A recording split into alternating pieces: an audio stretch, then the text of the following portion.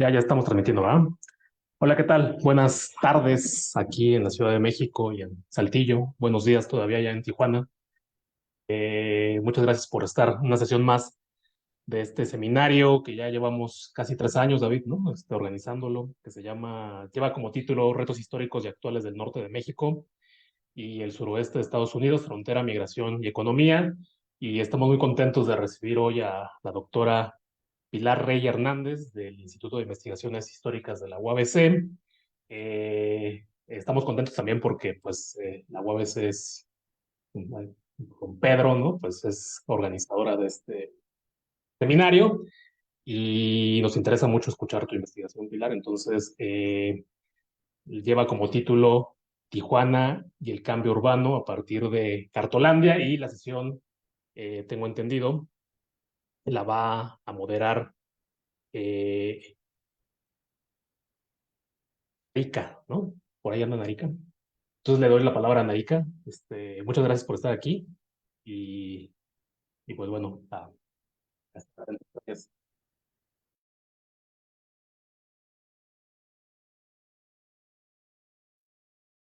Tu micrófono, Narika.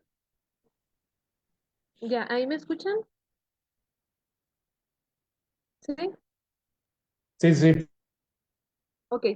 Bueno, buenas tardes. Como ya les dijeron, mi nombre es Anarika Freisinier. Soy alumna de la maestría en Historia del Noreste Mexicano y Texas de la Facultad de Ciencias Sociales de la Universidad Autónoma de Coahuila. Y bueno, a nombre de mis compañeros y de nuestro coordinador, el doctor David Vázquez, les damos la bienvenida a esta sesión. Les voy a compartir una pequeña reseña de la doctora Pilar Adriana, quien nos va a impartir la charla que ya nos comentaron, titulada Tijuana y el cambio urbano a partir de Cartolandia. La doctora Pilar Adriana es historiadora por la Universidad Nacional de Colombia, es maestra en historia por la Universidad Michoacana de San Nicolás de Hidalgo, así como maestra y doctora en historia por el Colegio de México. Es especialista en el estudio de la historia urbana y social, así como en la metodología de la historia oral y en el diagnóstico sobre bibliotecas públicas. Desde 2021 y hasta la fecha se adscribe como docente investigadora al Instituto de Investigaciones Históricas de la Universidad de Baja California en Tijuana. Ha impartido diferentes cátedras en licenciatura y en posgrados. También ha participado en diversos cursos y seminarios, ha sido becaria en proyectos tanto en México como en el extranjero, llevando a cabo estancias en universidades e instituciones de Europa y Estados Unidos. También se desempeñó como secretaria de Educación en Cundinamarca, Colombia, y participó como investigadora y asesora en diferentes proyectos, por ejemplo, el de Bibliotecas Comunitarias de Bogotá, de la Dirección de Lectura y Bibliotecas y la Secretaría de Cultura, Recreación y Deporte de Bogotá en Colombia. También participa en el documental Voces del 9 de abril, Hablar para no olvidar, del colectivo Memoria y Palabra de Bogotá. Entre su producción académica, que es muy vasta, se encuentran artículos para revistas científicas, capítulos de libros en coautoría y en autoría, y diferentes ponencias presentadas a lo largo de estos años. Desde 2018 es integrante del colectivo Memoria y Palabra y desde 2020 de la Red de Investigadoras en Historia Urbana. En sus diferentes producciones se puede apreciar que en su trayectoria la doctora Pilar ha colaborado de manera extraordinaria con investigaciones tanto en México como en Colombia, lo cual es de llamarse la atención, mostrando su compromiso social e intelectual con las diferentes regiones que ha habitado. De antemano agradecemos su colaboración en esta sesión. Ella nos comenta que va a a compartirnos una presentación, entonces le damos la palabra. Al final, si le parece bien, doctora, podemos hacer una sesión de preguntas y respuestas, pero ya hasta que haya terminado toda su conferencia. Si a alguien no le funciona su audio, puede dejar las preguntas en el chat y la doctora las podrá leer. Para la sesión de preguntas, pues ya saben la dinámica, ¿no? Como levantando la manita en sus ordenadores y les vamos dando la palabra. Adelante, doctora, muchas gracias. Muchas gracias a ti, Anarika, por la presentación y gracias a los organizadores del seminario por la invitación. Efectivamente voy a mostrar voy a ir compartiendo pantalla. Y ahí van a ver pero ya van a ver esto. Creo que ahora sí ya, ¿no? Están viendo la presentación. Entonces, nomás quería hacer una aclaración. Yo trabajé en la Secretaría de Educación de Cundinamarca, no fui secretaria de Educación, es un cargo ya muy elevado. Pero bueno, bueno, repito los agradecimientos por la invitación a compartir esto que son pues avances de investigación, ¿no? Que todavía están pues en curso, entonces pues me va a servir mucho y va a ser también un gusto escuchar un poco sus comentarios, sus impresiones o a lo mejor también pues sus puntos de vista sobre este proyecto que estoy investigando, que es sobre historia de la vivienda. En Tijuana, específicamente sobre vivienda, pues que ya más adelante voy a ahondar un poco, pero que la clasifico dentro de lo que se denomina urbanismo popular, ¿no? Es decir, como un tipo de vivienda, digamos, como hecha por sus propios usuarios, ¿no? A partir de las diferentes circunstancias y de los diferentes materiales disponibles, ¿no? Entonces, esta justamente ha sido una investigación que empecé a partir de que llegara acá a Tijuana a trabajar en el Instituto de Investigaciones Históricas. Sin embargo, pues el tema de la vivienda siempre ha sido, de la historia de la vivienda siempre ha sido una preocupación que he tenido un poco como historiadora. Entonces, pues así la denominé, ¿no? Que el Tijuana y el cambio urbano, porque pues como que conjuga estas cosas. Se trata de historia de la vivienda, sí, pero también de la historia del cambio urbano, de la evolución urbana de Tijuana a partir como de este hito, ¿no? Este hito que es Cartolandia, como una entrada a una mirada más amplia a cómo evolucionó Tijuana o cómo ha venido evolucionando Tijuana a partir de su crecimiento, ¿no? Entonces, pues es básicamente el proyecto, un poco lo que voy a presentar es el proyecto específico que he venido desarrollando, que es sobre este asentamiento informal ubicado en los márgenes del río Tijuana, sobre todo durante las décadas de 1950 y 1960, un poco hasta 1974, 75 más o menos, denominado Cartolandia. Pero para poder comprender este fenómeno que es muy complejo, ¿no? Es como, no solamente se trata de vivienda, sino se trata de la habitabilidad, de el cambio en el trazado urbano de Tijuana, también de intereses políticos, intereses económicos, un poco de turismo, de la imagen de Tijuana, es decir, es un fenómeno muy complejo. Pues ha sido necesario para mí, en primer lugar, realizar una aproximación justamente a la evolución urbana de Tijuana a lo largo del siglo XX, que fue, digamos, el siglo del surgimiento y de ebullición de Tijuana como ciudad. A diferencia de la mayoría de ciudades mexicanas que se pueden equiparar en su tamaño y en número actual, ¿no? En número de población actual, Tijuana es una ciudad eminentemente del siglo XX, que no posee un pasado virreinal, pero que tampoco corresponde con aquellos asentamientos, aquellas ciudades propias del siglo XIX, derivadas sobre todo de la necesidad de usos urbanos de ciertas élites regionales que se fueron expandiendo a lo largo de los territorios de América Latina, como pudo ser el caso de ciudades como, se me viene a la cabeza, Medellín en Colombia, que son ciudades eminentemente del siglo XIX. En este sentido, Tijuana es un caso sui generis que tiene que ver sobre todo, mejor dicho, más que nada con su ubicación fronteriza. Entonces, la evolución urbanística de Tijuana se caracterizó durante el siglo XX por la búsqueda de alternativas en términos tanto de infraestructura como de vivienda para enfrentar el vertiginoso crecimiento demográfico que siempre excedió las capacidades de la ciudad.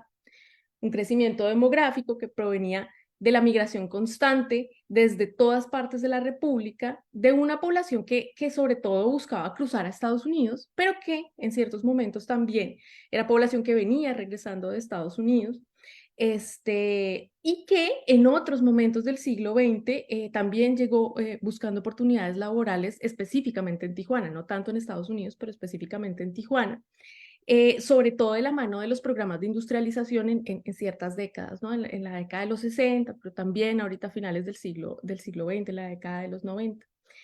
Y que todos estos fenómenos fueron, por supuesto, derivando en el paulatino crecimiento vegetativo. Así pues, digamos, como es ya un lugar común afirmar que Tijuana y Baja California pero Tijuana específicamente es una de las ciudades con mayor crecimiento poblacional de México, ¿no? Durante el siglo XX. Pues, y siempre se pone esta contrastación, que pasa a principios del siglo XX, en 1900, de tener muy pocos habitantes a tener ya millones de habitantes a finales del siglo XX. Entonces, como que esta explosión demográfica siempre fue un reto, y sobre todo también por las condiciones geográficas del lugar, para proveer los servicios urbanos necesarios, es decir, la infraestructura pública, ¿no? Calles, avenidas, puentes, vivienda y sobre todo servicios públicos, ¿no? Estas medidas para proveer la infraestructura y la vivienda necesaria, sobre todo en términos de vivienda, no solo fueron de origen institucional. De hecho, las estrategias de autoprovisión de vivienda por parte de los usuarios fueron la principal vía de producción habitacional, ¿no? Es decir, la denominada autoconstrucción. Esto es cierto para Tijuana, como lo es para el resto de América Latina. Mecanismos diversos que van desde la invasión de terrenos hasta la adquisición de lotes y posterior autoconstrucción constituyeron el mecanismo a través del cual las ciudades latinoamericanas dieron el salto a la urbanización masiva que se presentó a mediados del siglo XX. A este tipo de urbanización se la suele denominar como espontánea o paracaidista o, en términos más peyorativos, simplemente como invasiones, ¿no? Sin embargo, autores pues ya desde finales del siglo XX están debatiendo este concepto como de invasión o de urbanización espontánea.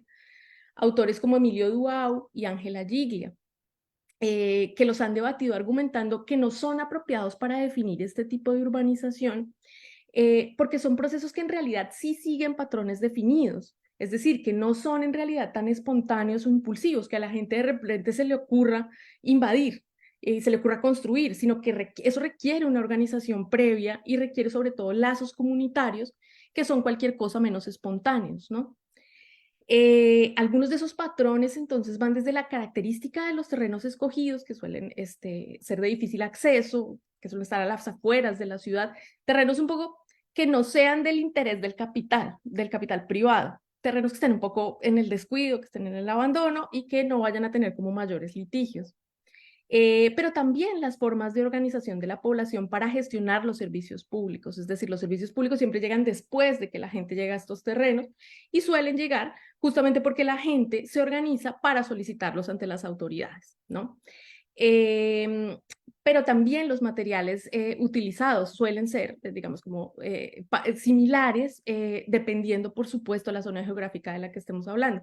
Acá en Tijuana se utiliza mucho más la madera, por ejemplo, que en otras partes de la República, sobre todo porque es una madera, digamos, como que de segundo uso, de segunda reutilización, que viene de California.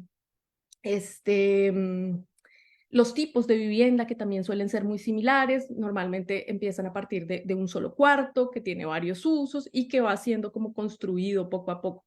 Todo esto, digamos como que va a tener diferentes características de acuerdo al asentamiento, ¿no? Y de acuerdo a los materiales disponibles y de acuerdo a las capacidades económicas de las personas que habiten en ese asentamiento. Sin embargo, son procesos que siguen, repito, estos mismos patrones, a los que tanto Duau como Giglia, que fueron los autores que recién cité, le denominan que son procesos de poblamiento de domesticación del espacio. Esa es la definición que ellos utilizan, entendiéndolo como una intervención paulatina, pero sobre todo colectiva del espacio, irlo domesticando a partir de los usos sociales. Pero por otro lado, hay otros dos autores que son Eric Alcántar y Héctor Quirós, que hablan justamente de urbanismo popular, que es un poco la categoría que yo estoy utilizando en la construcción de esta investigación para referirse a este mismo fenómeno. Tanto Quirós como Alcántar clasifican la historia del urbanismo popular en México en 4 etapas, ¿no? Que serían, por ejemplo, un primer momento que abarca desde fines del siglo XIX hasta la Revolución, caracterizada sobre todo por la tipología de vecindades y algunos experimentos de vivienda obrera patronal, a semejanza de lo que estaba ocurriendo en Europa, de lo que ocurrió en Europa en el siglo XIX. La segunda de esas etapas cubre la década de 1920, durante la cual se presentaron algunos experimentos de vivienda social promovidos por el Estado. la construcción de colonias proletarias y la proliferación de ejidos que se convertirían en una reserva de suelo para la organización popular. La tercera etapa, transcurrida entre 1945 y la década de 1980, es la que concentra el momento de crecimiento económico y urbano de mayor aceleración del siglo XX. Y es durante ese momento cuando, a pesar de la creación de un andamiaje institucional pensado para la provisión de vivienda social, siempre sobrepasado por la demanda, esto en cualquier ciudad del país, pero también es un fenómeno similar en América Latina, las clases populares iniciaron un proceso de ocupación de terrenos en las periferias urbanas de las ciudades, ¿no? En condiciones de irregularidad. La respuesta del Estado ante esas iniciativas populares, afirman estos dos autores, que transitó entre la represión y la indiferencia, con lapsos de tolerancia, cooptación y manipulación con fines partidistas, e incluso momentos de apoyo y promoción. Es decir, es una cosa como que podemos seguir en la mayor parte de las ciudades de América Latina y específicamente de México, y es como se realizan los asentamientos irregulares, y en las décadas subsiguientes el Estado un poco como que tolera estas iniciativas populares y va proveyendo los servicios públicos un poco a partir de clientelismo, a partir de cooptación, pero que de alguna manera este urbanismo popular le ayuda al propio Estado a proveer la vivienda que el Estado no está dando, ¿no? De toda la demanda que hay, el Estado se ve corto para proveerla. Entonces como que esta cierta tolerancia al urbanismo popular, a las iniciativas de urbanismo popular, son en parte también parte de la política pública del Estado, ¿no? Entonces, bueno, bueno, más bien es un secreto a voces que la mayor parte de la vivienda es la vivienda que se construye a partir durante el siglo XX, sobre todo durante la segunda mitad del siglo XX, que se construye a partir de la autoconstrucción, y que la vivienda que oferta el Estado un poco como vivienda social es un porcentaje muy mínimo, a pesar de todas estas instituciones que crecieron tanto durante el siglo XX en todos los países de América Latina y en México, como el Instituto Nacional de la Vivienda, el Banco Nacional Hipotecario Urbano y de Obras Públicas, es decir, como todo este andamiaje, y luego pues ya vamos a tener el FOBISTRE y el Infonavit. A pesar de todo este andamiaje institucional, la capacidad de proveer vivienda a las clases populares siempre fue muy mínima por parte del Estado. Entonces, como que toda esta tolerancia al urbanismo popular es parte un poco de la historia de la vivienda en el siglo XX en México. Finalmente, estos dos autores, Quirós y Alcántar, señalan que los años transcurridos entre 1990 y el 2015 son un momento de crisis en el modelo neoliberal, que dio como resultado que fueran las empresas privadas las que se hicieran cargo de la producción de vivienda social en la periferia de las ciudades.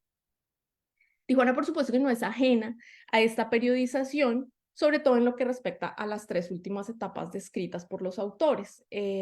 Pues, como ya mencioné, es una ciudad eminentemente del siglo XX.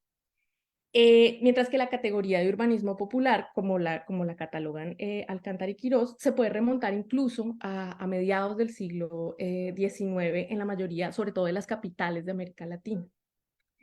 Pues ya pasando otra vez a Tijuana, como lo han comentado investigadores como Tito Alegría, y como se puede evidenciar también a partir de la fotografía histórica y de la propia materialidad de Tijuana, el crecimiento urbano de esta ciudad ha estado profundamente ligado a las formas irregulares de asentamiento.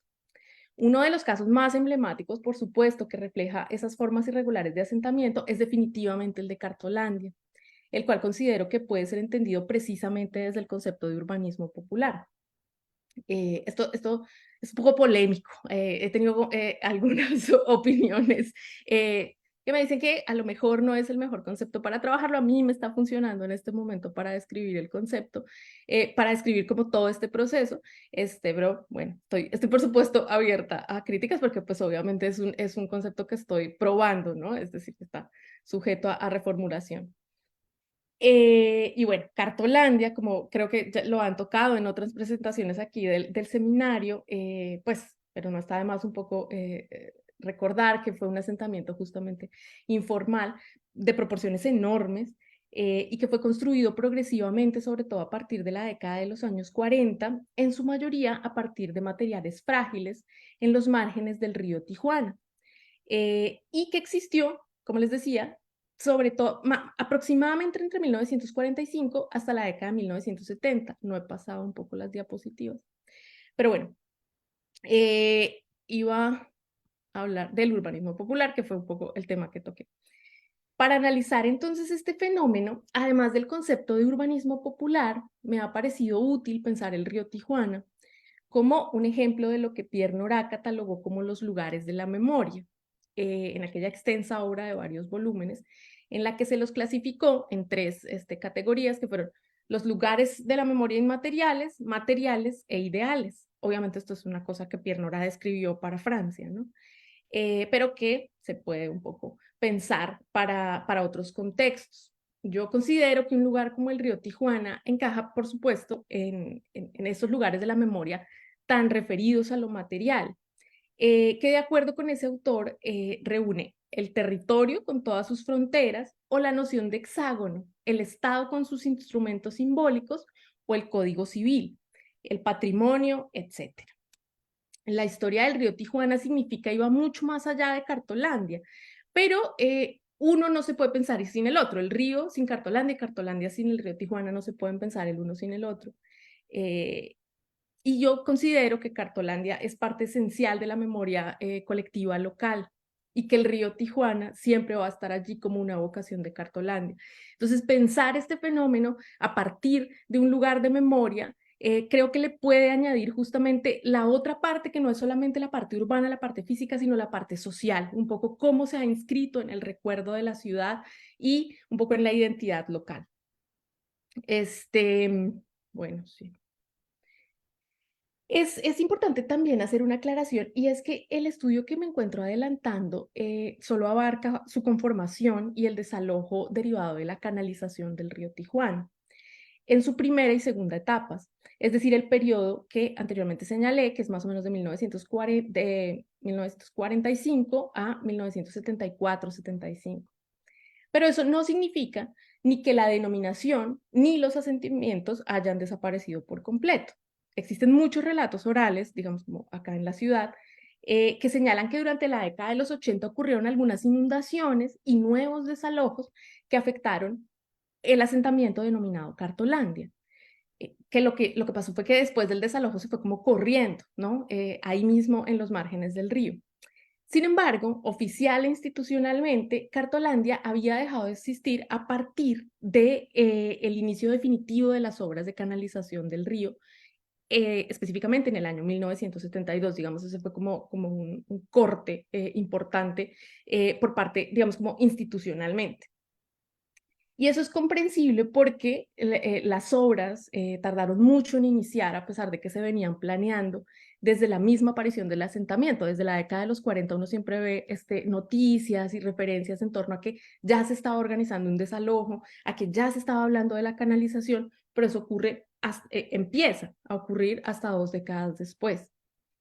Entonces el hecho de que finalmente iniciaran después de ser tan anunciadas y tan polémicas y tan retrasadas, estaba marcando definitivamente un cambio de etapa para la ciudad, ¿no? Esta intervención urbana fue como muy importante para el trazado mismo de la ciudad y de esta parte como tan céntrica.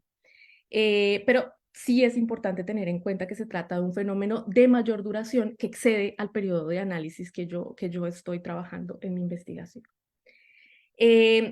Una de las cosas que a mí más me ha llamado la atención desde que empecé a investigar sobre Cartolandia es que su existencia, como les decía, es un tropo, es un lugar de memoria, es de conocimiento popular extenso. No hay una persona en Tijuana que diga que no sabe de qué le están hablando cuando se refiere a este término Cartolandia. Pero existen muy pocas investigaciones, muy pocos estudios al respecto, por supuesto, estudios de corte histórico. Hay algunas referencias en textos clásicos, como es el caso de un texto que se llama Empapados de Sereno, de José Manuel Valenzuela, que sobre todo habla de la organización popular a partir de la reubicación, del desalojo de los márgenes del río Tijuana. Y en textos, pues, como de alguien que siempre escribió sobre la historia, digamos, de la ciudad, de Tijuana como ciudad, que es Antonio Padilla. pero que lastimosamente no profundizan en las características internas de Cartolandia como proceso histórico, ¿no? En cómo se organizaba Tijuana, en quiénes vivían, Cartolandia, en quiénes vivían en Cartolandia, cómo fueron esas dinámicas de habitabilidad durante tantos años de existencia de este asentamiento. Felizmente he visto que cada vez hay mayor interés en historiar este fenómeno por parte de estudiantes tanto de licenciatura como de posgrado, y eso sin duda va a ser muy importante para seguir consolidando la línea de historia urbana aquí en Tijuana, aquí en Baja California. Porque yo considero que a través del análisis de este asentamiento se puede entender por una parte, justamente como lo he venido diciendo, la evolución urbana de Tijuana, pero por otro también profundizar, entender en profundidad las estrategias del urbanismo popular de la región, ¿no? Emprendidas por sus habitantes, digamos, ya como caso de estudio. De acuerdo justamente con el autor que acabo de referir, Antonio Padilla, los primeros asentamientos en esta zona se presentaron precisamente alrededor de 1945, después de la construcción del Puente México, ¿no? Que ahí lo estamos viendo, adyacente a la línea fronteriza. A partir de entonces se realizaron varios intentos de desalojo por parte de las autoridades, seguidos de nuevos asentamientos, cada vez con un mayor número de habitantes. Es decir, esto fue una cosa recurrente a lo largo de las décadas que existió el asentamiento. El mismo Padilla plantea que para 1954 vivían allí en Cartolandia cerca de 1.500 personas que fueron reubicadas en 1955 en lo que se denominó la Colonia Río, tras lo cual continuaron llegando habitantes a construir sus casas, talleres y corrales en esta misma zona. Las razones por las que se realizaban dichos intentos de desalojo estuvieron relacionados con el peligro que representaba para sus pobladores habitar a la orilla de un río, sobre todo en época de lluvias, pero también tenían que ver con la preocupación ante la mala imagen, comillas, que Cartolandia representaba a los ojos del resto del país y de los visitantes extranjeros. Las expresiones al respecto siempre referían al hecho de que era más o menos una vergüenza que lo primero que se encontraba el visitante extranjero al cruzar la frontera pues fuera un asentamiento en unas condiciones tan precarias y de tan grandes proporciones. Quisiera leer una descripción de la zona realizada justamente por el autor de Empapados de Sereno, José Manuel Valenzuela, que da una idea muy clara de lo que podríamos encontrar un poco si viajáramos en el tiempo y visitáramos Cartolandia. Entonces dice el autor, el área conocida como Río Tijuana fue un valioso filón cubierto por montañas de chatarra y lámina, concentraciones humanas compitiendo contra basureros y yonques, que como aquí se denominan. Ahí se congregó el deseo de ser de miles de familias que años atrás salieron de sus pueblos con rumbo al norte para después limpiar un terreno cubierto de vidrios y basura, poblando esta parte de la República en la frontera con Estados Unidos. A lo largo de los años se conformó una franja patria compuesta por cuartitos o casas de cartón, madera de segunda, láminas, ladrillo o bloque. Ocasionalmente algún carro abandonado pudo funcionar como sustituto de un cuarto. En el cauce del río Tijuana convergieron los sueños de miles de migrantes que un día salieron por los caminos distintos con rumbo a una meta más arriba del lecho del río que habitaban. Esta es una descripción un poco que oscila como entre la condescendencia y el romanticismo, pero que da una idea un poco, una descripción vívida de lo que se podía encontrar en este asentamiento. Y que encontramos también en los artículos de prensa que la están describiendo y que suelen ser una preocupación para la prensa a lo largo de estas décadas, que siempre, recurrentemente, semanalmente, siempre hay noticias sobre Cartolandia en la prensa. Y que solían retratarla en detalle con tonos que iban justamente lo mismo, ¿no? A partir de tonos condescendientes, como, ay, los pobres, pero también el reproche, pero sobre todo el reproche más bien, haciendo énfasis en la necesidad de que las autoridades pusieran fin a su existencia, apelando más a la buena imagen de la ciudad que al derecho a la vivienda digna de quienes allí habitaban, ¿no? Es como, sáquenlo, se ve muy feo. Por solo poner un ejemplo, un año antes del inicio de las obras, es decir, en 1971, un editorial del periódico El Heraldo, de acá de Baja California, comentaba lo siguiente. Docenas de jacales y casas de desecho traídas de California han recubierto ya la casi totalidad del lecho del río Tijuana, entre el Puente México y la cerca internacional. En los últimos días se han levantado más casuchas de tabla, cartón y lámina, habitadas por indígenas y gente de humildísima condición económica. El aspecto de esta zona conocida como Cartolandia se ha tornado más deprimente, convirtiéndose en el lugar preferido por turistas ávidos de fotografiar los aspectos vergonzantes de la ciudad. De ocurrir aguaceros copiosos y prolongados, la creciente del río constituirá un gravísimo peligro para la gente que se ha instalado en esas áreas, según se ha demostrado en inundaciones anteriores. Que se tenga conocimiento, ninguna autoridad federal, estatal o municipal está tomando providencias para detener esta proliferación de aspectos negativos o evitar que se registre una nueva tragedia. Centenares de criaturas están viviendo en estos peligrosos focos de infección entre basureros y lagunas de aguas negras. Hasta aquí el artículo del periódico. Aunque el desalojo y los subsiguientes desalojos, que les repito, fueron muchos a lo largo de las décadas, el principal desalojo fue en 1972, pero luego siguieron habiendo desalojos más adelante en las márgenes del río, donde siguieron presentándose asentamientos. Pero digamos como que este proceso, esta línea de desalojos está aún por esclarecerse, pues fue justamente en el año 1973 cuando se dio inicio, ¿no? Luego de que en 1972 comenzaran oficialmente las obras de canalización del río Tijuana por parte de la Secretaría de Patrimonio Nacional. Esto último ocurrió tras un lento proceso de, lo repito, más de 2 décadas de proyectos que incluían tanto el desalojo de Cartolandia como la referida canalización del río y un ambicioso plan de desarrollo inmobiliario y comercial y urbano, ¿no? Vías de comunicación que unieran el resto de la ciudad que ya estaba creciendo. Así, esta obra no solo pondría fin a una de las concentraciones humanas más emblemáticas y polémicas de la ciudad, sino que también abriría paso a una nueva etapa en su crecimiento, como les digo, porque esa canalización del río posibilitó la construcción de nuevas arterias viales que permitieron que el centro se pudiera comunicar con las periferias y, por supuesto, la urbanización habitacional, pero sobre todo comercial de la zona río.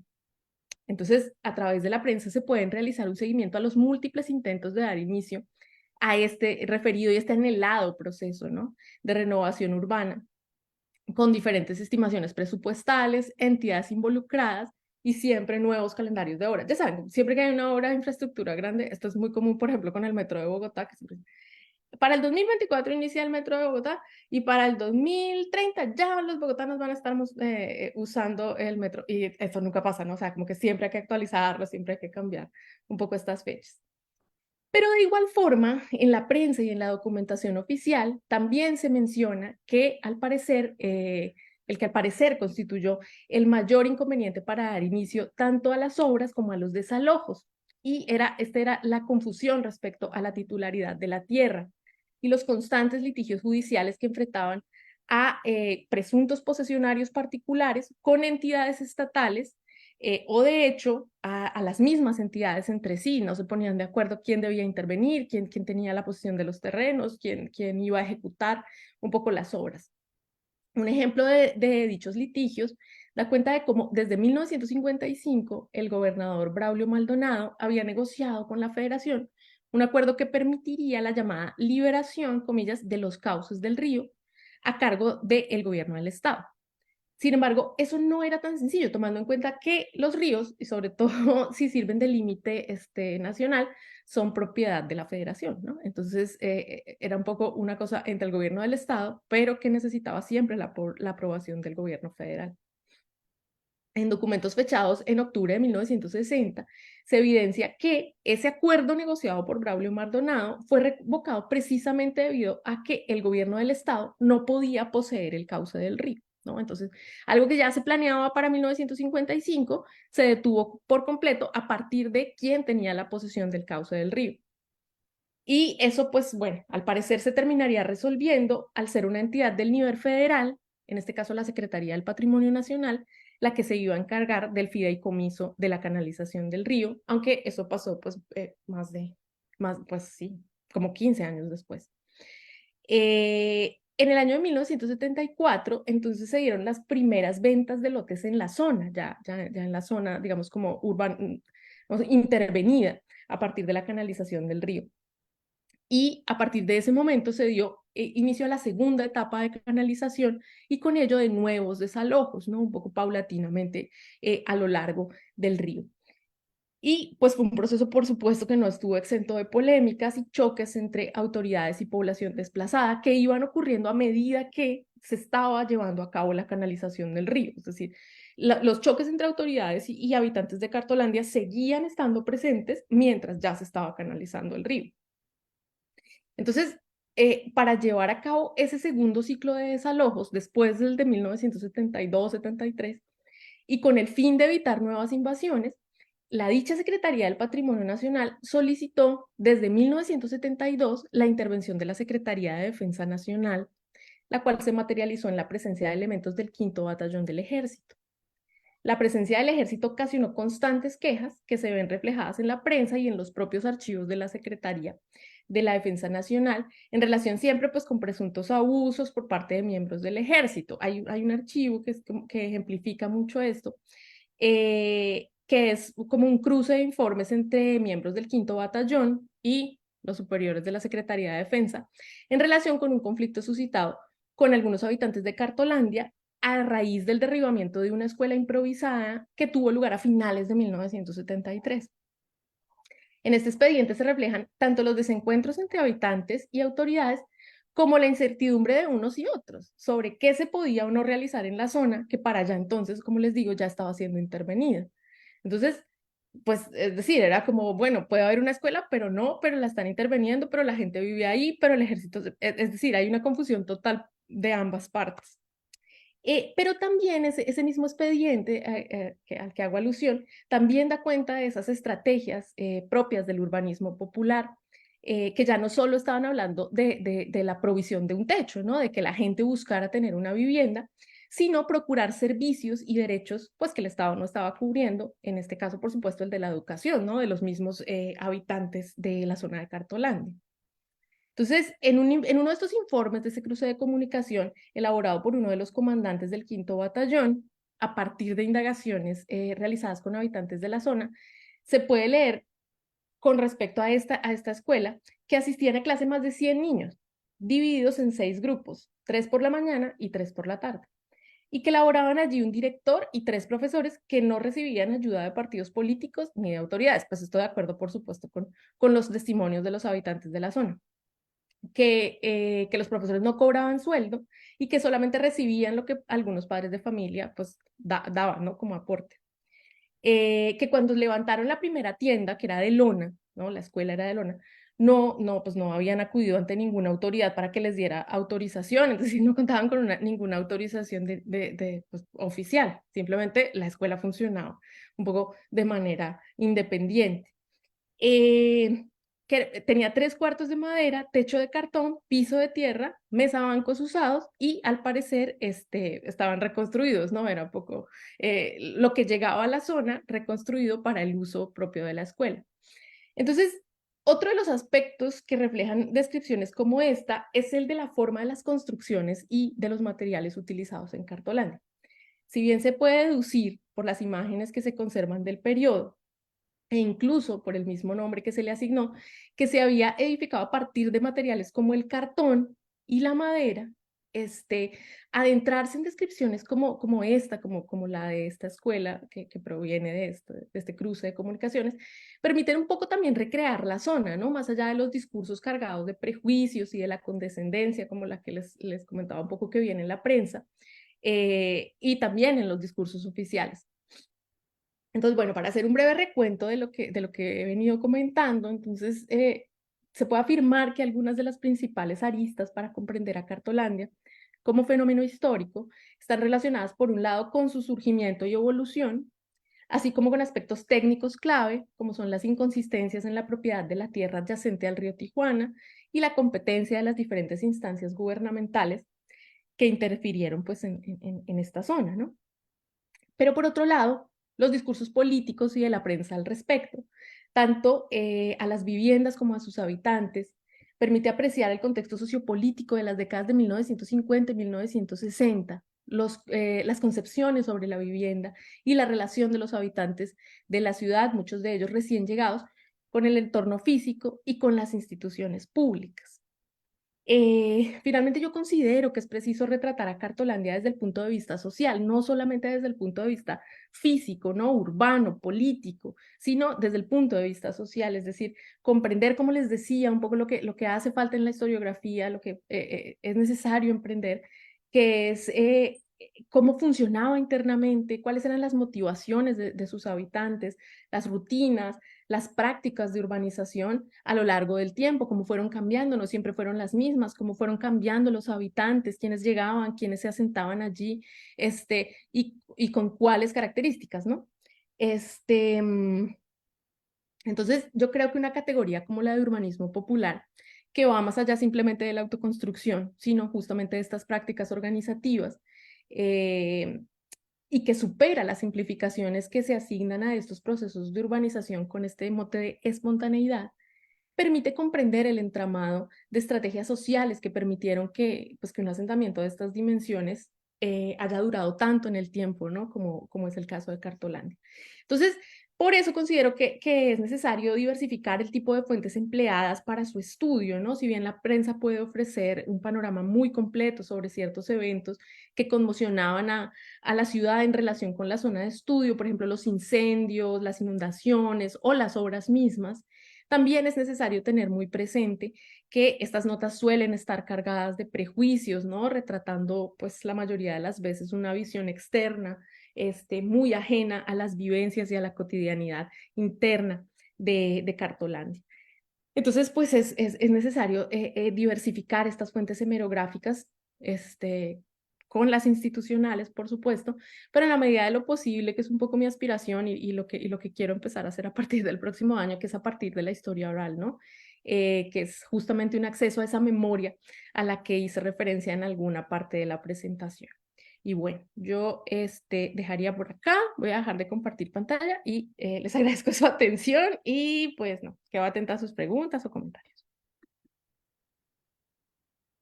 Muchas gracias, doctora. Vamos a abrir la sesión de preguntas. Si alguien quiere participar, nada más levantando la manita en sus computadoras. No se amontonen.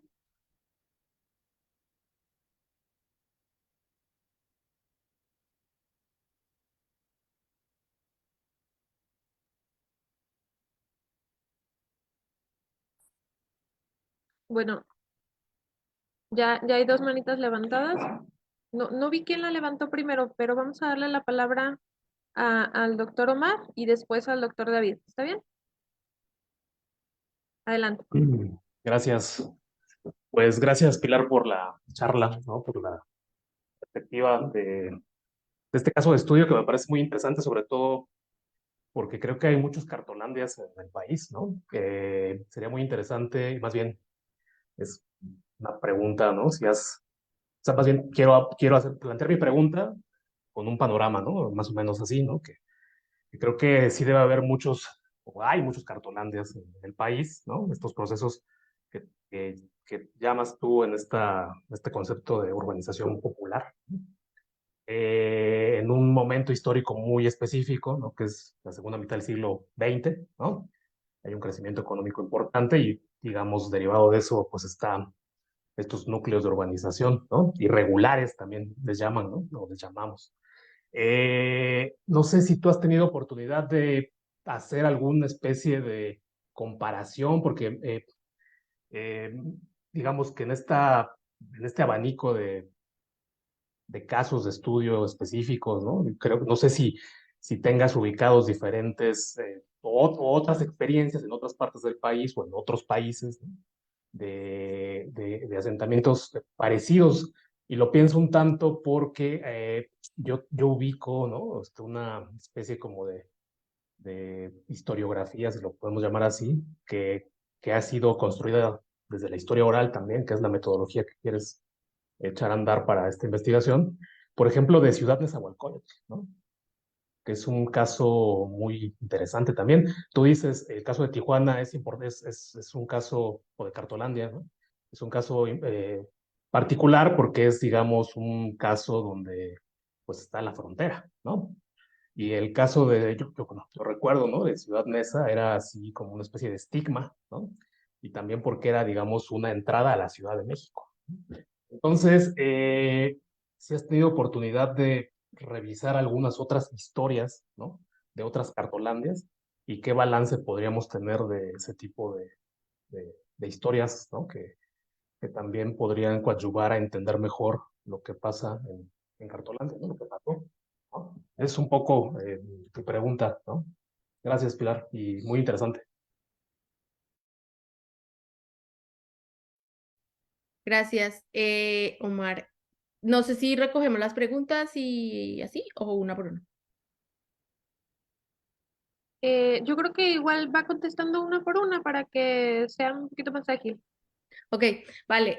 Entonces, voy a contestar la de Omar y después, si quieren, leo la que está aquí en el chat.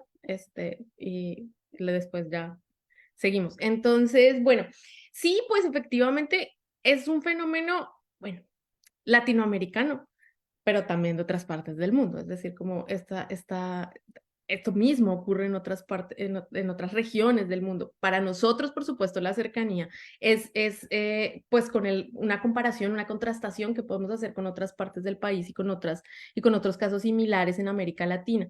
Entonces, yo efectivamente, por ejemplo, este mismo concepto de urbanismo popular que han trabajado Quirós y Alcántara, y que por supuesto también tiene referencias a otras partes de América Latina, está pensado justamente para ciertos, ciertos procesos de urbanización, sobre todo en el centro del país.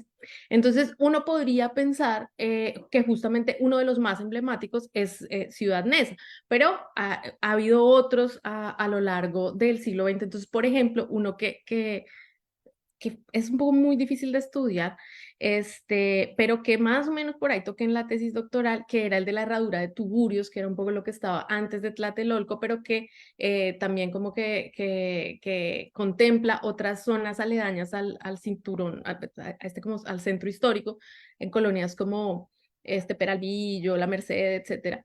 Entonces, este caso de Cartolandia se asemeja más al de la herradura de Tugurios en el sentido de que son em, unas construcciones mucho más perecederas, es decir, con materiales mucho más precarios, sin ningún tipo de servicio público, un poco como muy provisionales, es decir, que la gente llega a sentarse sabiendo que la van a sacar de ahí y sabiendo que en cualquier momento llueve y todo se va, ¿no? Es decir, pero eso mismo ocurre en otras colonias que luego sí van teniendo éxito, justamente como eran estas descripciones que nos hacían Alcántar y Quirós, para pensar más en un asentamiento como el de Ciudad Neza, que de pronto puede empezar de la misma manera provisional, pero con una perspectiva quizá de futuro más viable, ¿no? Porque está en terrenos que pueden ser, comillas, legalizados más adelante, que puede haber servicios públicos, es decir, que una persona llega a sentarse, una familia llega a sentarse, se organiza con el resto de la comunidad y saben que de ahí puede surgir una colonia que a lo mejor va a tener más éxito y a lo mejor va a ser mucho más duradera en el tiempo.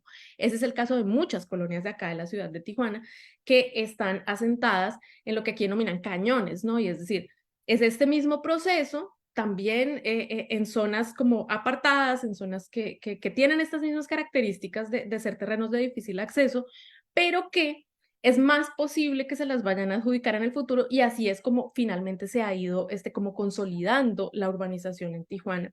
Pero algo en los márgenes del río pues era evidente que los iban a terminar sacando ya fuera el agua o ya fueran las autoridades, porque justamente estaban en las márgenes de los ríos y que el río pues es justamente de propiedad federal y interés de la nación y cosas como estas. Entonces, quizá un contraste más entre la herradura de Tugurios y Cartolandia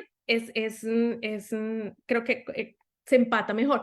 Sin embargo, justamente para poder reconstruir y para poder utilizar conceptos como este de urbanismo popular, pues ha sido justamente necesario pensar en otros fenómenos o en otros casos un poco más estudiados y más conocidos, como es el caso de Ciudad Neza, o pensando en Colombia, que también es de donde conozco más historiografía, pensando en un asentamiento como el de Ciudad Bolívar en Bogotá, que se parece más al de Ciudad Neza, o en Medellín también, ciertas zonas de la ciudad que nacieron un poco de esta forma, pero que se han ido consolidando.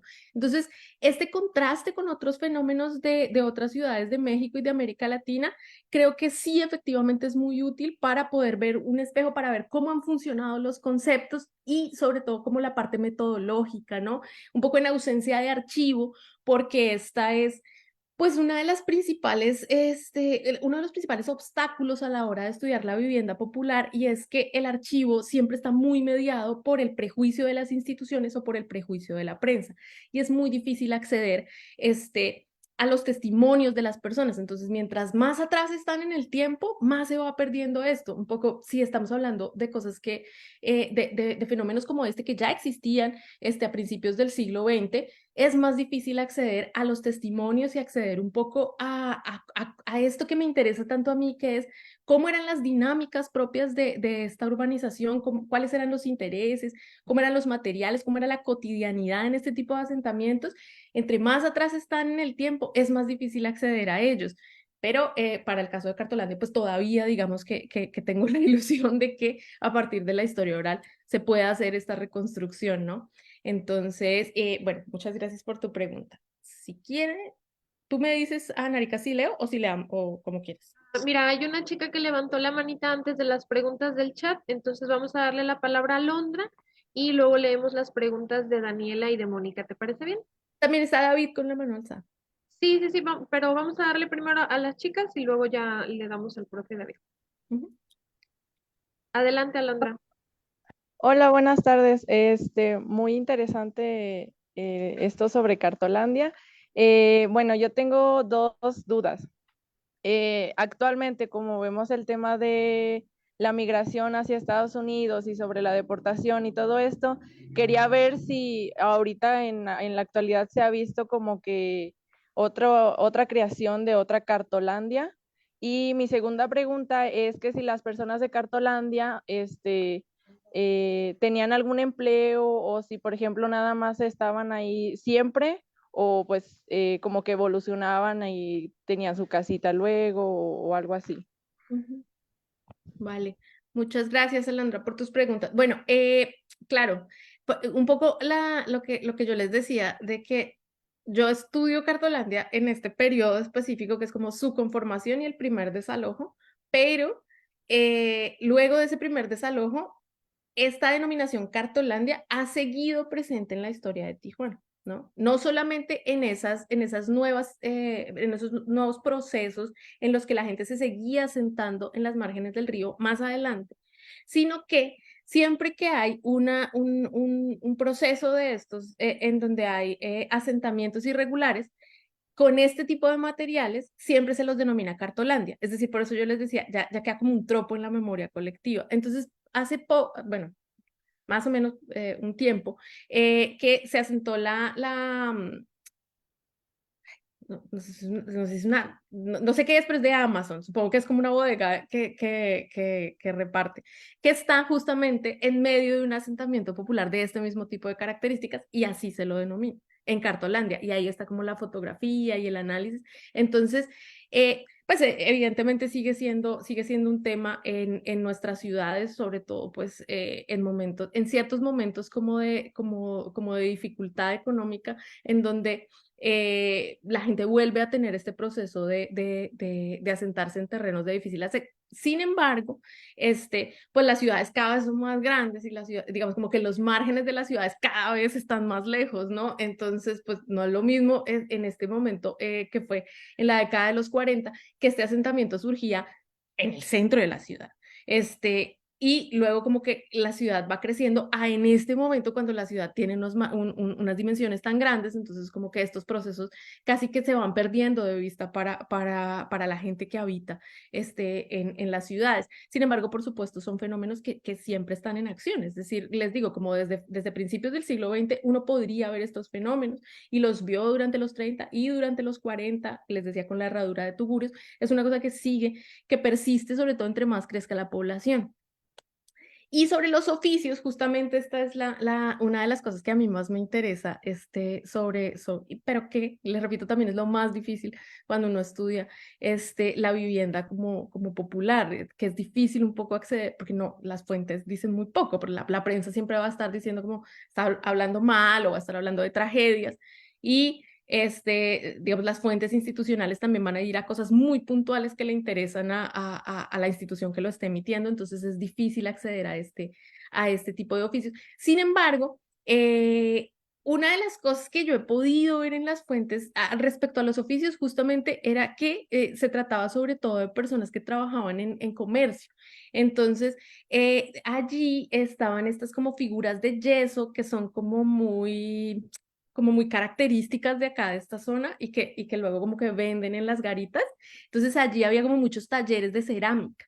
Entonces, y pues también de autopartes, ¿no? O sea, como de cosas relacionadas con la mecánica. Es lo que se puede ver un poco en la prensa, pero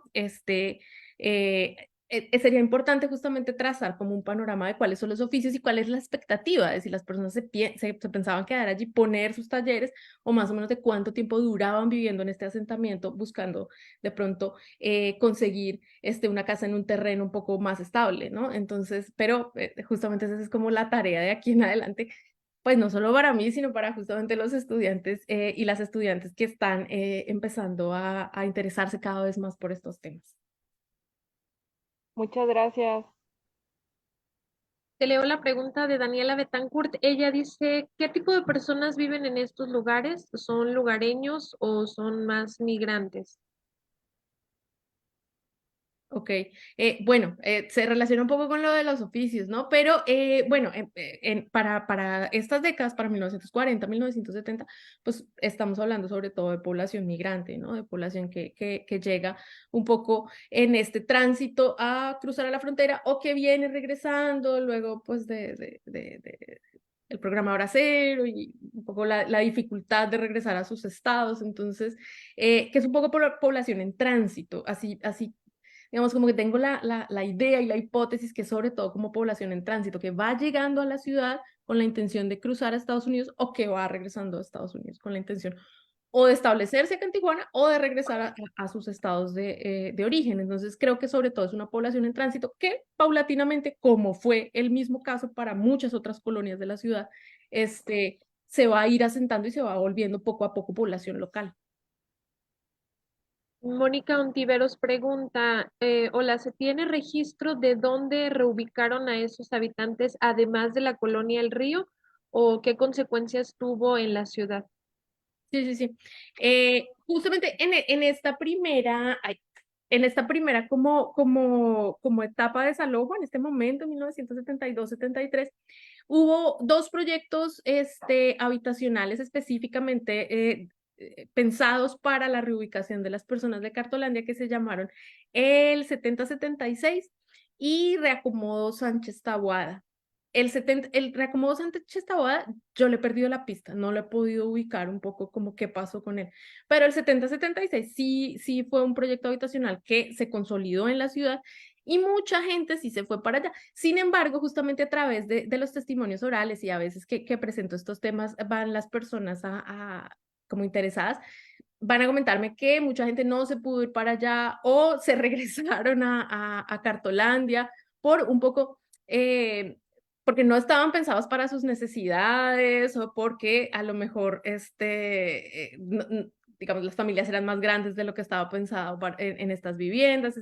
Hay muchos testimonios, entonces la certeza de que toda la gente que sacaron en el 73 se fue para estos dos proyectos habitacionales no existe, ¿no? Es decir, siempre, y lo mismo, por ejemplo, es el caso de Ciudad Neza que comentaba ahorita Omar, es un poco emblemático en ese sentido de que mucha gente de la que esperaban sacar de la herradura de Tugurios y le ofrecían terrenos en Ciudad Neza, pues no se iba para allá porque estaba muy lejos, ¿no? Entonces, estos proyectos un poco de reacomodación, luego siempre son, eh, las consecuencias son muy diversas y es un poco muy difícil hacerle seguimiento. Sin embargo, creo que sí se puede hacer una historia del 70-76, un poco como resultado y derivado de esta primera parte de desalojos en Cartolandia, y de hecho hay ya un proyecto de tesis de maestría que va a empezar la siguiente generación planteado pensando en eso. Entonces, pues vamos a ver qué resultados se pueden encontrar. Hay otra pregunta de Ángeles del Carmen. Dice, ¿cuáles eran las instituciones de vivienda antes de que existiera Infonavit o Fobiste? ¿O cómo adquirían las viviendas antes de que existieran estas instituciones? Muchas gracias. Ese tema me gusta mucho, porque pues como que Hay como dos formas de estudiar como un poco la vivienda pensada para las clases populares o la vivienda social, la vivienda de interés social. Y es, por un lado, el urbanismo popular, que a pesar de lo masivo que ha sido, está menos estudiado. Y el otro que es el de la iniciativa pública, ¿no? La iniciativa institucional, que ese sí está más estudiado porque las fuentes son mucho más prolíficas. Entonces, antes de estas dos instituciones como el Fobiste y el Infonavit, que han durado mucho en el tiempo, existieron varias iniciativas desde los años 30, desde los años 40, un poco del Estado pensar en proveer vivienda, en canalizar recursos para la vivienda. El Estado nunca ha construido, el Estado nunca ha sido constructor, sino que lo que ha hecho es generar los recursos financieros o los canales financieros para que se construya, pero las constructoras siempre han sido privadas. Entonces, estas iniciativas empezaron, algunas instituciones duraban, otras no. Lo que hoy es Banobras, que durante mucho tiempo se llamó el Banco Nacional Hipotecario Urbano y de Obras Públicas, nació con esos dos motivos, de ser de infraestructura, pero también de pensar el tema de la vivienda. Eso a finales de la década de los 60 dejó de pensarse como un organismo de vivienda y se dedicó más a la infraestructura. Pero, por ejemplo, el multifamiliar de Tlatelolco fue construido a partir justamente de la iniciativa del PANOPS.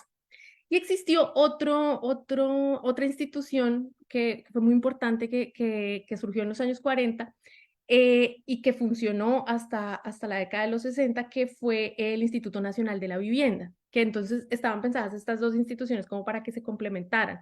El Banco Hipotecario para canalizar recursos y el Instituto Nacional de la Vivienda para pensar la política de vivienda del Estado, ¿no? Pero también cada una de esas dos instituciones tuvo sus propios proyectos a nivel nacional, sus propios proyectos de vivienda a nivel nacional. Sin embargo, su acción sobre todo se vio en la Ciudad de México. Aunque también hay otros de como de sus huellas que están en otras partes de la República. Pero también hubo siempre instituciones estatales que estaban pensadas justamente para pensar la vivienda, para hacer estudios, ¿no? Porque no era solamente como planear proyectos, sino hacer estudios de cuántas casas se necesitan, de cuánta gente está sin casa, de si pensar, por ejemplo, la vivienda si fuera para renta o fuera para venta, qué materiales se podían utilizar, pero sobre todo de dónde sacar recursos, ¿no? Entonces muchas veces se pensó en que los sindicatos pudieran proveerla, en que pues se le pidiera plata a organismos internacionales. Siempre hay muchos de estos estudios pensando en, bueno, ¿cómo vamos a hacer para que la gente, para que toda la gente que necesita casa pueda tener una casa?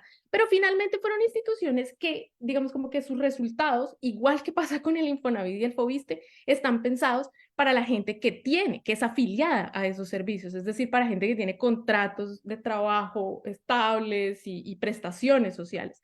Y toda la otra gente que no tiene prestaciones sociales, que tiene trabajos más temporales, que no se afilia a estas instituciones, pues queda completamente por fuera como de la visión, del marco de las instituciones estatales. Y entonces es que ahí surge todo este tema de la autoconstrucción, porque de todas maneras la gente tiene que buscar un lugar donde vivir. Y la vivienda disponible para renta en ciertos periodos va cambiando, pero tampoco nunca alcanza. Entonces la gente tiene que buscar dónde vivir y ahí es que surgen estos temas pues un poco como de buscar terrenos y autoconstruir.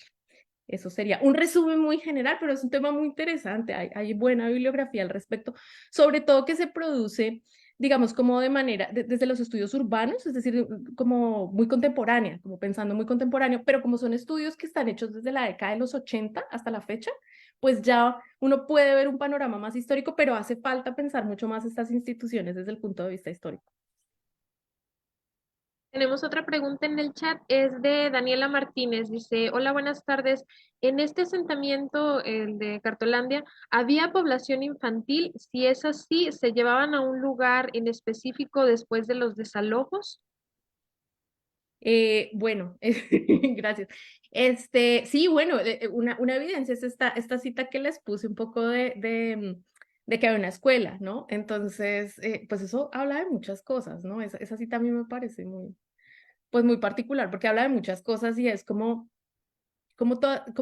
había una cantidad de población así de grande en un lugar y que no solamente sin servicios públicos básicos como el agua y el alcantarillado, sino pues sin acceso a la educación, ¿no? Pues obviamente estamos hablando de otros años, no es como la política actual educativa, pero pues efectivamente había una concentración de población importante, no solamente como de, ahora sí como población masculina que estuviera buscando cruzar la frontera, sino que ya eran familias enteras, entonces y también eso, hay artículos de prensa que permiten un poco ver, porque cuando suele haber como incendios o inundaciones y la prensa lo retrata, sí muestra una diversidad de habitantes en la zona, de que hay tanto mujeres como hombres como población infantil. Entonces, efectivamente, eso se puede hacer.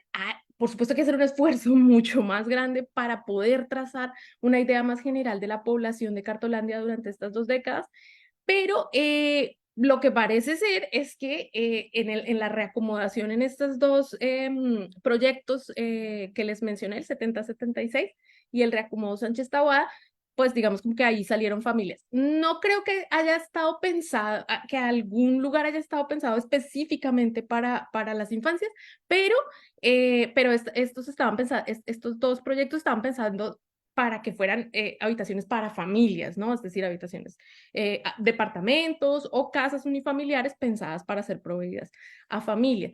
Pero es un tema que creo que sí, es que por eso les decía que que Cartolandia es como, tiene tantas aristas y tiene como tanta riqueza que hay que entrarle como por muchas partes, un poco superando el tema de las fuentes, que creo que además de prensa y de archivos institucionales, hay que buscarlo sobre todo en la historia oral. Muy bien. Ahora sí, vamos a darle por fin la palabra al doctor David. No, muchas gracias, Anarica. No, pues muchas felicidades por la presentación, Pili. La verdad es que es un tema que creo que sí se tiene que estudiar mucho más y que le debemos mucha más atención. Yo estaba, digo, un poco estaba tratando de reflexionar porque el problema del urbanismo en Tijuana creo que no se acabó con Cartolandia. Digo, y Cartolandia no es que se haya acabado. O sea, el urbanismo en Tijuana aún hoy en día tiene muchos problemas en muchas zonas, ¿no? Eh, y me llamaba la atención cuando hablabas del asentamiento que estaba en el río, que el río atraviesa, ¿no? Tijuana les decía ayer a los estudiantes, varios de los que están acá, que está en una especie de cañada y que el río atraviesa justo por en medio de la ciudad eh, y va a dar al lado de los Estados Unidos. Eh, Me llamaba la atención que si hubiesen asentado estas personas en el lecho del río, y no tanto en los cerros, que eso no sé si viene de manera posterior, ¿no? En los cerros que forman esta cañada, hoy en día están completamente urbanizados y completamente habitados por un montón de gente. Pero quizá habría que pensar, y esa sería mi pregunta concreta, eh, si es que hay, vaya, este es el urbanismo popular, pero qué, ¿qué fuerzas están impulsando el otro urbanismo? El urbanismo, o si es que hay fuerzas, esa sería mi pregunta, si es que hay fuerzas que están impulsando otro tipo de urbanismo, si es que hay inversiones, si es que hay especulación en bienes raíces, porque en el sur de California, que está a tiro de piedra, de ahí del centro de Tijuana, ¿no? Sí que hay un montón de especulación con los bienes raíces y un montón de llegada de capitales, ¿no? Llegada de dinero que invierten en la construcción de lo que nosotros llamamos fraccionamientos, ellos llamarían ciudades completas, ¿no? Donde lo que se busca es precisamente construir casas, venderlas, especulando con esas casas y con el precio de las casas y hacer dinero, ¿no? Y no sé si eso se da en Tijuana, en algunos sectores, y si se da, mi pregunta sería si esto termina empujando a las clases populares hacia asentamientos como lo es Cartolandia o hacia los cerros, que hoy en día vemos que están completamente llenos de casas también, de vivienda, pues más o menos también habitada por clases populares. Esa sería mi pregunta. Gracias, Pili. No, gracias a ti, David. Bueno, aquí voy a especular. No, como que es un tema como que sí, Vamos, yo desde que empecé a preguntarme por Catolandia, pues he estado como más concentrada justamente en este tipo de urbanización, que es la urbanización popular, la urbanización de autoconstrucción, y no tanto por la que produce el capital privado, ¿no? Un poco podría pensarse que van que podrían estudiarse como juntas la urbanización popular y la urbanización estatal, que más bien empieza a verse como en el resto del país, con más frecuencia y de manera más regular a partir de la década de los 60 y sobre todo a partir de la década de los 70. Entonces esas dos como que podrían ir juntas, pero la urbanización privada, esa es una parte en la que yo no me he metido mucho y creo que no está muy estudiada, porque por ejemplo, lo que tú dices, ¿no? Es totalmente cierto, como el tema de la urbanización en Tijuana es un tema, digamos, urgente en la actualidad, es decir, sigue siendo un tema importante para la ciudad, sobre todo pues por la provisión de servicios públicos y pues por el tema de cómo está conformada geográfica y morfológicamente la ciudad y lo que pasa cuando llueve, justamente de las casas que están en los cerros, que están en los cañones, un poco como todo esto sigue siendo una cosa como muy urgente. Pero este tema de cómo ha crecido más desde ya la especulación y ya como la inversión del capital privado, creo que no está muy estudiado, pero obviamente sí es necesario leer esa otra parte y ese espejo, porque por supuesto puede tener un efecto, ¿no? En que, como pasa en todas las ciudades, las mejores zonas estén acaparadas, por supuesto, por los lugares que se pueden vender a mejor precio y que vayan un poco expulsando a la población a lugares como de menor calidad en el suelo. Sin embargo, el caso de Tijuana, yo creo que justamente por esa conformación fue una cosa un poco paralela, no que una cosa ya la llevaba a la otra, como si, por ejemplo, uno puede pensar en Bogotá, y es que, digamos, como la gente que siempre tuvo como más dinero, fue corriéndose, ¿no? Y fue buscando como las mejores zonas y fue huyéndole como a la pobreza, ¿no? Y entonces le fue dejando el centro a los pobres y se fue yendo para el norte. Y entonces como que hay dos ciudades, el norte y el sur, que está, digamos, como claramente clasificada la ciudad de manera como socioeconómica. En este caso, en el caso de Tijuana, yo creo que son dos cosas que van ocurriendo paralelamente porque la gente que llega a asentarse en estos cañones, en estos cerros, es gente que va llegando a lo largo del siglo XX sin el dinero, ni la seguridad, ni el empleo para poder comprar.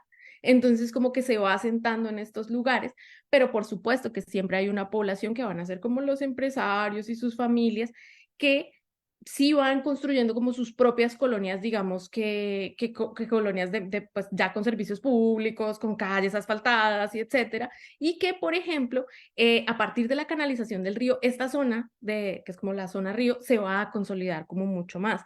Y luego, bueno, a lo largo del siglo XX va a haber otros experimentos y por supuesto que empieza a existir cada vez más esta cosa de los fraccionamientos y de la venta, como de las mejores zonas de la ciudad.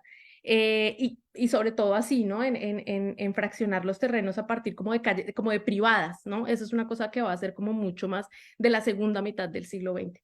Pero sí, yo creo que hay que estudiar los dos fenómenos, el de la construcción privada y el del urbanismo popular y el urbanismo estatal, como un espejo para poder comprender en su totalidad qué ha pasado con la evolución urbana de Tijuana. Muy bien, doctora, tenemos dos preguntas más en el chat, ¿le parece bien? Sí, Eh, claro. dice Alejandro Cuellar, hola, buenas tardes. A la hora de acomodar a las personas, acomodar entre comillas, en estas zonas habitacionales, ¿se pensaba en los ingresos que tenían ellos para poder sostener su nueva vivienda? ¿Era para todos estos lugares o solo era para los que podían costearlo? Ujú. Sí, esa es una buena pregunta. Lo que yo he podido ver en las fuentes es que estas casas fueron costeadas por el Estado, es decir, que no fueron sujetos de crédito, específicamente el 70-76, y estuvieron destinadas justamente a la gente que en ese momento, en el año 73, salió desalojada de los márgenes del río. Eso es lo que yo he podido ver en las fuentes. No he podido hacer la constatación de que efectivamente nunca les cobraron. Y no sé si se los dieron en una renta provisional que después pasó a ser en propiedad. Eso hay que estudiarlo, porque normalmente lo que siempre ha ocurrido, lo que siempre ocurrió es que estas iniciativas estatales, por más pensadas que fueran para las clases más populares, siempre eran pensadas para personas que, aunque fuera muy poco, pero que pagaran un crédito, ¿no? Este es el caso, por ejemplo, de la gente que en Tlatelolco, allá después de la herradura de Tugurios, que desalojaron de la colonia Guerrero por la prolongación de la avenida Reforma y le dieron casas en Tlatelolco, era en renta, ¿no? En una renta mucho más costosa que la que se pagaba en las vecindades de la colonia Guerrero, porque sí, esto, digamos, como que nunca es pensado en lo que la gente puede pagar o no. Pero luego cuando los departamentos de Tlatelolco los empezaron a dar en propiedad, pues pues nada, tiene que comprar, que no me alcanza. Mire, a ver, entonces, y si no, pues desocupe. Entonces, estas iniciativas de vivienda sí siempre están pensadas para que la gente adquiera créditos, pero luego no es tan fácil adquirir un crédito cuando no se tiene un trabajo estable, ¿no? Una nómina de donde te puedan descontar. Entonces, pero lo que yo he podido ver hasta el momento es que esta reubicación en el 70-76 fue, digamos, como que gratis, ¿no? Para las personas que desalojaron. Repito, no lo he podido comprobar qué pasó después, qué tan así fue. De todas maneras, tampoco era un proyecto urbanístico tan grande, ¿no? Es decir, solamente pues, una parte pensada específicamente para las personas que desalojaban ahí en ese momento. Tampoco eran muchas casas, ¿no? Y eran casas unifamiliares. Pero, repito, eso hay que seguirle haciendo el seguimiento. Muy bien, tenemos otra pregunta de Fabián Ramírez. Dice, interesante presentación. ¿El crimen organizado ha tenido una acción en este lugar o ha tenido usted alguna dificultad a la hora de investigar? Gracias. Pues como, como todavía, digamos, como lo que yo estudio es de unas décadas anteriores, pues en ese momento no veo yo que haya ninguna participación de crimen organizado. Esas son cosas que están más relacionadas con los asentamientos populares actuales, que por ejemplo la colonia Camino Verde, que también es muy de la preocupación de los estudios sociológicos, pero cada vez más de los estudios históricos. Allí sí que hay un poco, el crimen organizado como variable y con lo que se atraviesa un poco a toda esta dinámica urbana, pero son cosas más contemporáneas. En este momento, digamos como que no lo he visto en las fuentes y no creo que me lo vaya a encontrar. Entonces, pues a la hora de los contactos para la historia oral, pues vamos a ver qué pasa, pero yo espero que no. Dígales, doctora, yo vengo bien curtida de Colombia. Aquí. Bueno, le vamos a dar la palabra al doctor Pedro Espinosa, que tiene la manita levantada, y tenemos también una pregunta en el chat de Facebook. ¿Le parece si la agregamos también? Bueno, primero el doctor Espinosa, por favor. Gracias. Bueno, además de volver a felicitar a Pilar porque creo que se ha estado teniendo hallazgos bastante interesantes que pues desde acá igual y no habíamos terminado de visualizar la complejidad de sus proyectos y de estos procesos. Entre la pregunta y comentario que quiero hacer se liga un poco con lo que mencionaba David y tiene, digamos, la parte de la pregunta tiene que ver con que ciertamente es digamos, uno de los tropos que hay para hablar de Cartolandia, que todo el mundo como que recuerda eso, pero uno no sabe ni dónde salió, es que daba muy mala imagen a Estados Unidos, pero esto yo me lo he encontrado que es más un tropo local hacia afuera y yo no sé, y esa sería la pregunta, si te has metido a revisar fuentes estadounidenses que hablen de eso. Porque creo que, digamos, algo que a mí me ha interesado quizá para otros momentos es de qué manera se construyen las miradas estadounidenses sobre estos territorios mexicanos y un poco, digamos, creo que sería interesante a lo mejor indagar cómo, por ejemplo, desde la prensa estadounidense se dio cierto seguimiento al proceso de desalojos y si es cierto que había o no, digamos que al turismo estadounidense le molestaba ver esto o a lo mejor le daba igual o a lo mejor era parte del exotismo. Menciono esto, digamos, y aquí va la parte del comentario, porque me llamó la atención hace años que por otras razones le estuve echando un ojo al trabajo de Harry Crosby, como en este libro que se publicó de Tijuana 64, pero que en realidad esta colección de fotografías son una parte de una colección más amplia y que se estuvo publicando en revistas estadounidenses.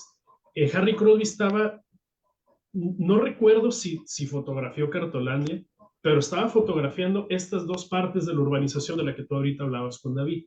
Es decir, por un lado estaba fotografiando el fraccionamiento Chapultepec y esta parte de la Tijuana, digamos, moderna, que además estaba trabajando para compañías de bienes raíces y estaban tratando de vender, digamos, y hacer promoción, un poco lo que ahora mencionaba David, pero también estaba recogiendo esta otra parte de Tijuana que podríamos llamar del urbanismo popular.